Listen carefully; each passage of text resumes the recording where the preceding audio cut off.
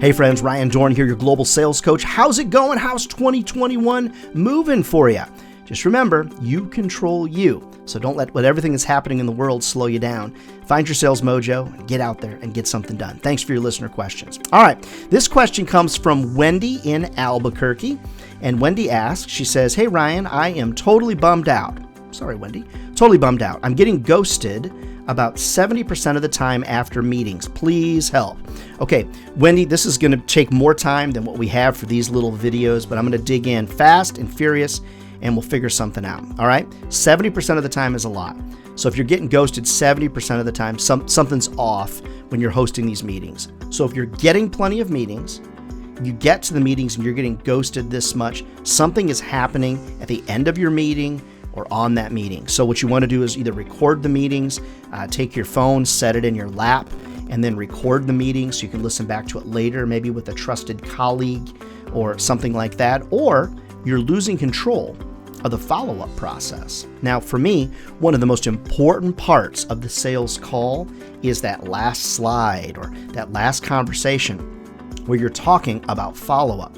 So here's what I like to say. And then, Wendy, I'll just pretend that you're my customer. I would say, "Wendy, thank you so much for the time today, and thank you so much for thinking about this. I sure appreciate it." In an effort to not be one of those pesky salespeople that's going to call you 10,000 times and send you 50,000 emails, I'd love to just set up a date for a quick check-in where we can get on the phone for like 5 minutes. If your answer is yes, great. If your answer is no, it's okay. If your answer is I need more time, not a problem. I'd love just to get that date on the calendar so that I don't have to bother you to try to set a follow-up meeting. Can we just put that on our calendar? Make sure you always set the follow-up on your calendar and their calendar. Send them an invite while you're sitting there before you leave that meeting. But here's another step that a lot of people forget about. I'll say this to them. If for some reason we miss each other, which is sort of me psychologically saying, if you stand me up for this date, there's going to be consequences. If for some reason we miss each other, what's the best way for me to follow up with you? Is it smoke signals? Is it a carrier pigeon?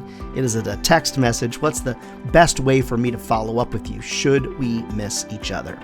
What you're doing is you're psychologically putting them on notice that there's consequences if you happen to miss each other.